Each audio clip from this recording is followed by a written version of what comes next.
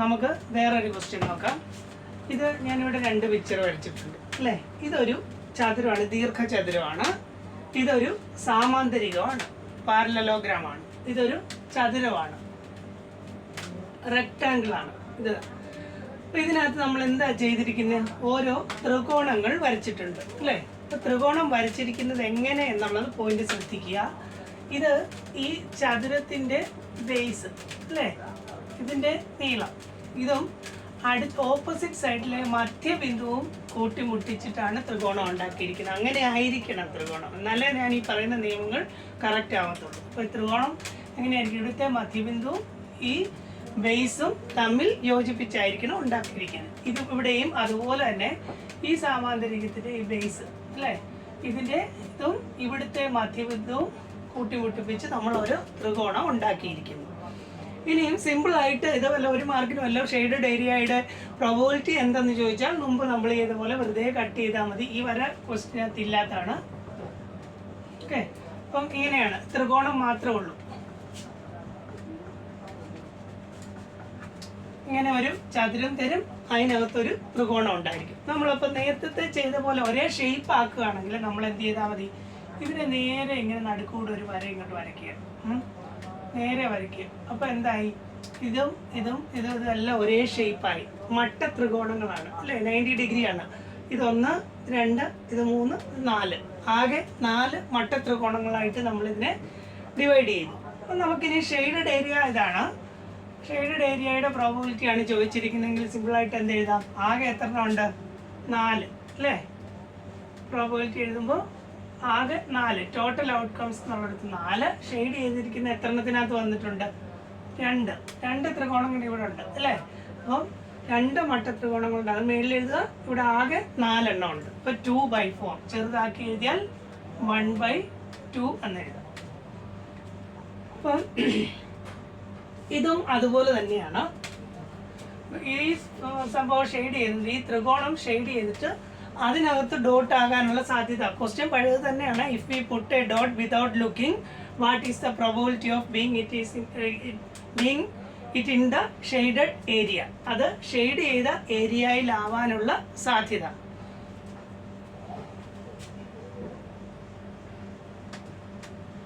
ഇത് ഇതുപോലെ തന്നെ ഡിവൈഡ് ചെയ്യുക. അപ്പം 1, 2, 3, 4 ഈക്വൽ പാർട്ടുകളായി. അതിൻ്റെ പ്രോബബിലിറ്റി എഴുതണേൽ ഇതുപോലെ തന്നെ എഴുതുക. ഇത് ത്രികോണത്തിനകത്ത് 2 എണ്ണം ഉണ്ട്, ടോട്ടൽ 4 ഉണ്ട്. 2/4 അതിനെ ചെറുതാക്കി എഴുതിയാൽ 1/2. അപ്പം നേരത്തെ നമ്മൾ ഷെയ്ഡഡ് ഏരിയയുടെ പ്രോബബിലിറ്റി കാണാനുള്ളത് നമ്മൾ ഫോർമുല ഒന്നും അപ്ലൈ ചെയ്തില്ല, വെറുതെ ഇതിനെ ഒരേ ഷേപ്പാക്കി അങ്ങനെ ചെയ്തു അല്ലേ. ഇനി ഇതേ ഷേപ്പിൽ തന്നെ വേറൊരു ക്വസ്റ്റ്യൻ പരീക്ഷയ്ക്ക് വെച്ചിട്ടുണ്ട് ഇതിനകത്തുനിന്ന്, അല്ലെങ്കിൽ ഇതാണേലും ആവാം. 2 ഈ ത്രികോണം നമ്മൾ ഷെയ്ഡ് ചെയ്തിട്ടേക്കാന്ന് വെച്ചേക്കുക. ത്രികോണം ഷെയ്ഡ് ചെയ്തിട്ടിരിക്കുന്നു.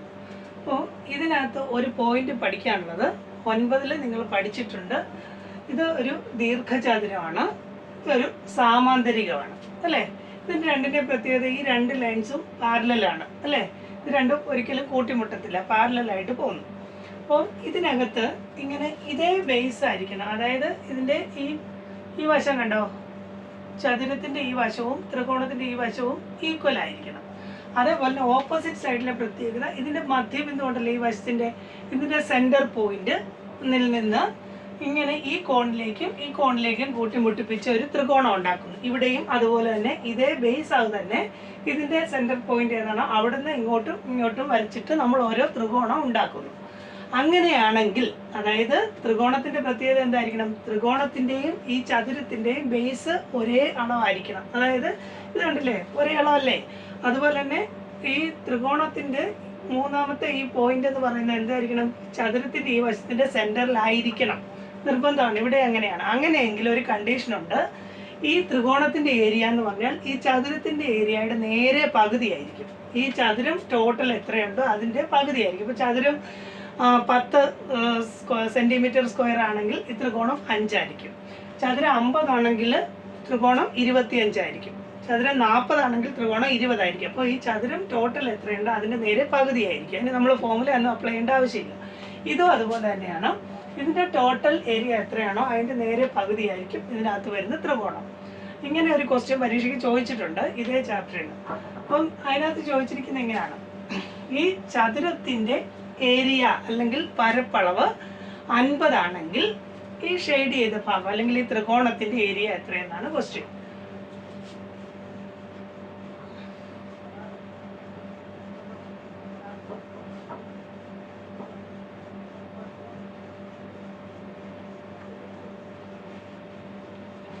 ഏരിയ ഓഫ് റെക്ടാങ്കിൾ എത്രയാണ് തന്നിരിക്കുന്നത്? 50 സെന്റിമീറ്റർ സ്ക്വയറിന് ക്വസ്റ്റിനകത്ത് പറഞ്ഞിരിക്കുന്നു. 50 ചതുരശ്ര സെന്റിമീറ്റർ ആണ് ഈ ചതുരത്തിന്റെ ടോട്ടൽ ഏരിയ. അങ്ങനെയെങ്കിൽ ഈ ത്രികോണത്തിന്റെ ഏരിയ എത്രയെന്നാണ് ചോദിച്ചത്. എത്ര ആയിരിക്കും? 50ന്റെ നേരെ പകുതി 25 എന്ന് വരുമല്ലേ. അല്ലെങ്കിൽ നിങ്ങൾ ഫോമുല അപ്ലൈ ചെയ്ത് കഴിഞ്ഞാലും ചതുരമാണ്. ചതുരത്തിന്റെ ഏരിയ കാണുന്നത് എങ്ങനെയാണ്? ഇതിപ്പം നമുക്ക് നേരെ എഴുതാം. ഏരിയ ഓഫ് ട്രയാങ്കിൾ വരും 50/2. നേരെ പകുതി എന്നല്ലേ പറഞ്ഞു. അപ്പോൾ 50/2 25 സെന്റിമീറ്റർ സ്ക്വയർ, അല്ലെങ്കിൽ മലയാളത്തിൽ ചതുരശ്ര സെന്റിമീറ്റർ നിർബന്ധമായി എഴുതണം കേട്ടോ. അപ്പം ഈ റെക്ടാങ്കിളിന്റെ ഏരിയ 50 ആണെങ്കിൽ ത്രികോണത്തിന്റെ ഏരിയ അതിന് നേരെ പകുതിയായിരിക്കും. തിരിച്ചു വേണേലും ചോദിക്കാം. ഈ ഏരിയ 25 ആണെങ്കിൽ ടോട്ടൽ എത്ര വരും? അതിന്റെ നേരെ ഇരട്ടിയാക്കിയാൽ മതി അല്ലേ. ഈ ഏതോ ഒരു സംഖ്യയുടെ പകുതിയാണ് 25. ഏതിന്റെ പകുതിയാണ്? അതിനെ ഇരട്ടിയാക്കണം, 50 ആക്കണം. 25 × 2 50. ഇതും അതേ കേസാണ്. ഇതും ഇതുപോലെ തന്നെ. ഈ സാമാന്തരികത്തിന്റെ ഏരിയ 50 എന്ന് തന്നു കഴിഞ്ഞാൽ ഈ ത്രികോണത്തിന്റെ ഏരിയ കാണാൻ പറഞ്ഞാൽ നിങ്ങൾ എന്ത് ചെയ്യുക? നേരെ അതിന്റെ പകുതി എടുത്താൽ മതി. നേരെ തിരിച്ച് ഈ ഷെയ്ഡ് ചെയ്ത ഏരിയ അല്ലെങ്കിൽ ത്രികോണത്തിന്റെ ഏരിയ, ട്രയാങ്കിളിന്റെ ഏരിയ എത്രയാണ്? 20 ആണെന്ന് തന്നിരിക്കുകയാണ്. അങ്ങനെയാണെങ്കിൽ പാരലലോഗ്രാം അല്ലെങ്കിൽ സാമാന്തരിക പാരലലോഗ്രാം എന്നാണ് ഇതിന് പറയുന്നത്. ഇതിന്റെ ഏരിയ എത്രയെന്ന് ചോദിച്ചാൽ എന്ത് ചെയ്താൽ മതി? ഇതിന്റെ നേരെ ഇരട്ടി എടുത്താൽ മതി അല്ലേ.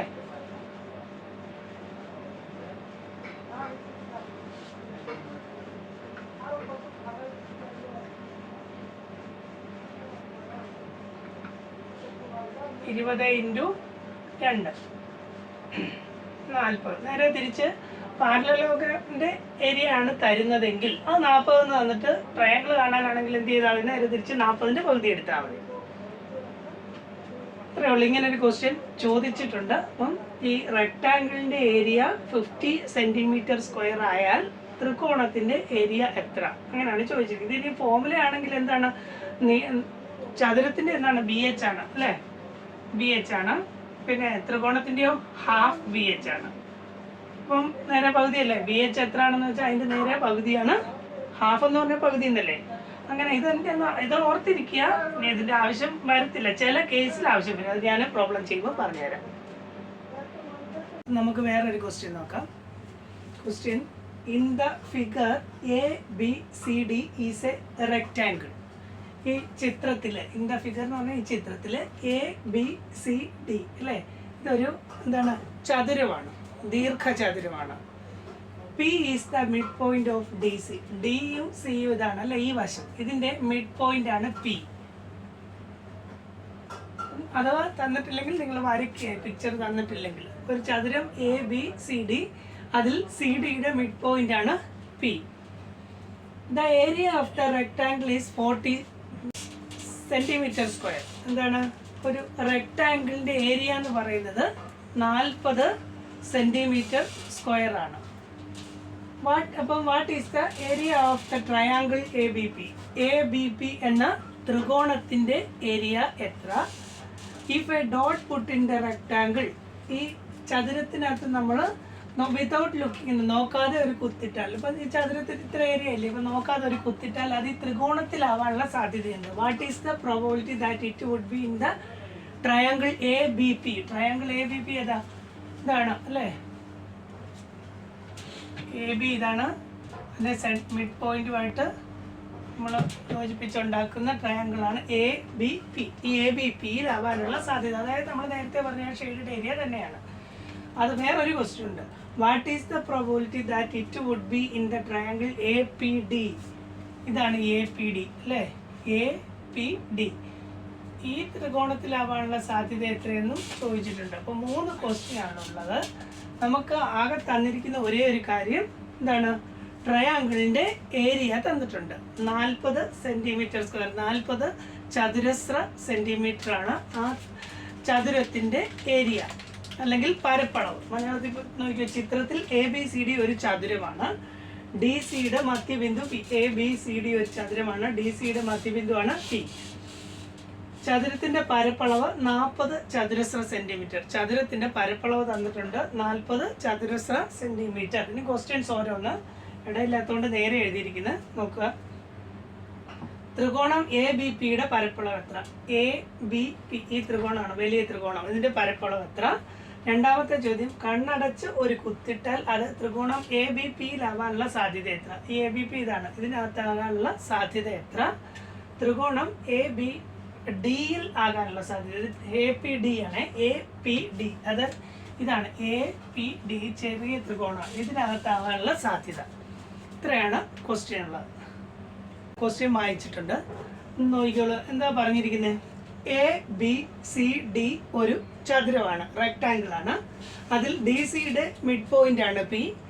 ഈ മിഡ് പോയിന്റും ഇതിന്റെ ബേസും കൂടെ ചേർത്ത് നമ്മളൊരു ത്രികോണം ഉണ്ടാക്കിയിരിക്കുകയാണ് ഇവിടെ, എ ബി പി അല്ലേ. അപ്പോൾ ഇവിടെ ഇതിനകത്ത് എ ബി പി ഒരു ത്രികോണം വന്നിട്ടുണ്ട്, ബി സി പി ഒരു ത്രികോണമാണ്, എ ഡി പി അല്ലെങ്കിൽ എ പി ഡി ഒക്കെ ത്രികോണങ്ങളാണ് അല്ലേ. അപ്പം നമുക്ക് ക്വസ്റ്റ്യൻ എന്താണ്, ആകെ തന്നിരിക്കുന്ന ഒരു കാര്യം, ഈ റെക്റ്റാങ്കിളിന്റെ ഏരിയ തന്നിട്ടുണ്ട്.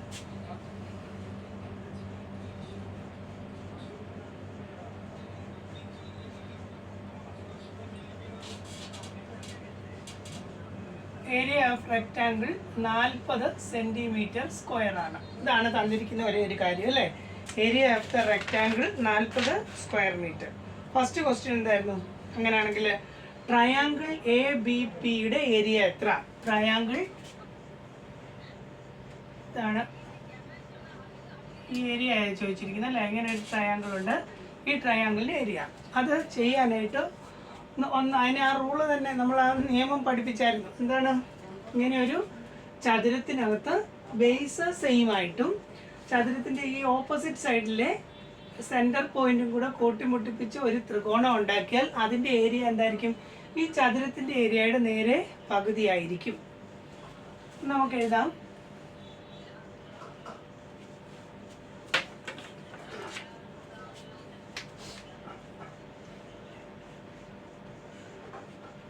Area of triangle A B P അല്ലേ, A B P. A B പിയുടെ ഏരിയ എത്രയായിരിക്കും? ഇതിൻ്റെ നേരെ പകുതി ആയിരിക്കും എന്നല്ലേ പഠിച്ചിരിക്കുന്നത്. 40/2 is 20 സെൻറ്റിമീറ്റർ സ്ക്വയർ, ചതുരശ്ര സെൻറ്റിമീറ്റർ. അപ്പോൾ ഇത് ഓക്കെ, ഒരു ക്വസ്റ്റ്യൻ്റെ ആൻസർ നമുക്ക് കിട്ടി. ആദ്യത്തെ ചോദ്യം എന്തായിരുന്നു? What is the area of triangle A B P? ഇത് ഹാഫ് എടുത്തതിൻ്റെ കാര്യം, ഒരു ചതുരത്തിനകത്ത് ഇങ്ങനെ ഒരു ത്രികോണം വന്നു കഴിഞ്ഞാൽ അതിൻ്റെ ഏരിയ എന്ന് പറഞ്ഞാൽ ചതുരത്തിൻ്റെ ടോട്ടൽ ഏരിയയുടെ പകുതി ആയിരിക്കും. നിങ്ങൾക്ക് ഇതേ ക്വസ്റ്റ്യൻ നേരെ തിരിച്ചു വന്നാൽ നിങ്ങൾ ചെയ്യണം. ഈ ത്രികോണത്തിൻ്റെ ഏരിയ തന്നിട്ടുണ്ട് 20 എന്ന് തന്നിട്ട്, അപ്പം ചതുരത്തിൻ്റെ ചോദിച്ചിരിക്കുന്നത് എന്തെടുത്താൽ മതി? നേരെ മതി. ഇവിടെ നമ്മൾ 2 കൊണ്ട് ഹരിച്ചു, അപ്പുറത്ത് 2 കൊണ്ട് ഗുണിക്കണം, അതിൻ്റെ ഇരട്ടി എടുക്കണം, അപ്പം 40 എന്ന് കിട്ടും. അടുത്ത ക്വസ്റ്റ്യൻ എന്തായിരുന്നു? If a dot put in the rectangle without looking, what is the probability that it would be in the triangle? അല്ലേ, നമ്മൾ നോക്കാതെ, ഈ ചതുരമാണ്, ചതുരത്തിനകത്ത് നമ്മൾ നോക്കാതെ ഒരു കുത്തിടുന്നു. അപ്പോൾ ചതുരത്തിൻ്റെ ഈ ഒരു ഭാഗം ഈ ട്രയാങ്കിളിൽ വീഴാനുള്ള ചാൻസ് എന്ത്? ട്രയാങ്കിൾ എ ബി പിയിൽ വീഴാനുള്ള സാധ്യത എന്തെന്നാണ്. ഇതിന് ഒന്നുകിൽ പകുതിയായിട്ട് എടുക്കാം, ഹാഫ് ഒന്ന് നേരെ പറഞ്ഞിട്ടുണ്ടല്ലേ, ഇതിൻ്റെ നേരെ പകുതിയാണ് ടോട്ടലിൻ്റെ. അപ്പം 1/2 ആണ് പ്രോബബിലിറ്റി. ഇല്ലെങ്കിൽ നമ്മൾ നേരത്തെ ചെയ്തതുപോലെ ഇതിങ്ങനെ ഒരു വര വരച്ചു കഴിഞ്ഞാൽ ഇതെന്തായി? ഈക്വൽ ആയിട്ടുള്ള 4 ഭാഗങ്ങളായി, 2, 3, 4. ഇത് 1, 2, 3, 4 ഈക്വൽ ആയിട്ടുള്ള 4 ഭാഗങ്ങളായി. അങ്ങനെയെങ്കിൽ ഈ ട്രയാങ്കിൾ വീഴാനുള്ള സാധ്യതയാണ് ചോദിച്ചിരിക്കുന്നത്.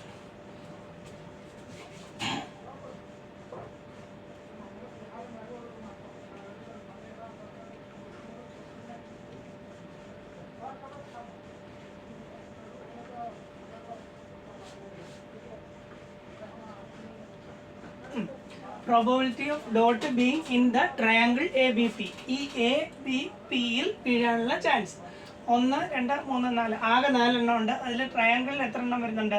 2 എണ്ണം വരുന്നില്ലേ? അപ്പോൾ 2/4. അങ്ങനെ ചെറുതാക്കി എഴുതിയാൽ 1/2. ഓക്കെ, രണ്ടാമത്തെ ക്വസ്റ്റ്യൻ്റെ ആൻസറായി. ഇതായിരുന്നു ആദ്യത്തെ ക്വസ്റ്റ്യൻ. അതിൻ്റെ ആൻസർ കിട്ടി, രണ്ടാമത്തെ കിട്ടി. ഇനി മൂന്നാമത്തെ ചോദ്യം എന്താണ്? What is the probability that it would be in the triangle A P D? ഇതിനകത്താകാനുള്ള സാധ്യത. മൂന്നാമത്തെ ചോദ്യം ഈ ത്രികോണമാണ്, ചെറിയ ത്രികോണം, അതൊരു മട്ട ത്രികോണമാണ്. ഇതിനകത്ത് വീഴാനുള്ള ചാൻസ് എന്താണ്? ഇതേപോലെ തന്നെ വരും അല്ലേ? ഇതാകെ 4 എണ്ണം ഉണ്ട്, അതിനകത്ത് ഒരെണ്ണമായിട്ട്. ഇതല്ല ചോദിച്ചിരിക്കുന്നത് ഇപ്പം 1/4 എന്ന് വരും.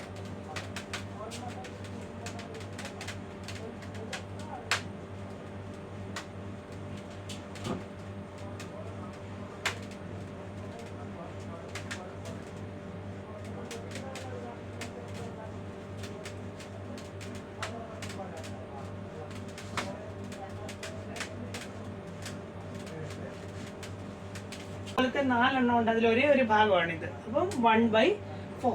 ഇനി വേറൊരു ക്വസ്റ്റ്യൻ ഞാൻ കണ്ടിട്ടുണ്ട്. ഇതിൻ്റെ ഏരിയയും ചോദിച്ചു കഴിഞ്ഞാൽ ഇതിൽ ഏതിൻ്റെ ഇല്ല, ഈ 4 എണ്ണം വേറെ വേറെ ഇല്ലേ? അപ്പം ഇത് ചോദിക്കാം ബി സി പി എന്നോ അല്ലെങ്കിൽ എ ഡി പി, അല്ലെങ്കിൽ തിരിഞ്ഞു വരാം B P C A P D. ഇതിൻ്റെ ഏരിയ ചോദിച്ചു കഴിഞ്ഞാൽ എങ്ങനെ ചെയ്താൽ മതി? ഇതാകെ ഇതിനെ ടോട്ടൽ 40 അല്ലേ? ഇതിനെ 4 തുല്യ ഭാഗങ്ങളായിട്ട് ഡിവൈഡ് ചെയ്തു. അപ്പം അതിൻ്റെ ഏരിയ കാണാൻ എന്ത് ചെയ്താൽ മതി? 4 കൊണ്ട് ഹരിച്ചാൽ പോരെ. അപ്പം ഈ എ പി ഡിയുടെ ഏരിയ ആണ് ചോദിക്കുന്നതെങ്കിൽ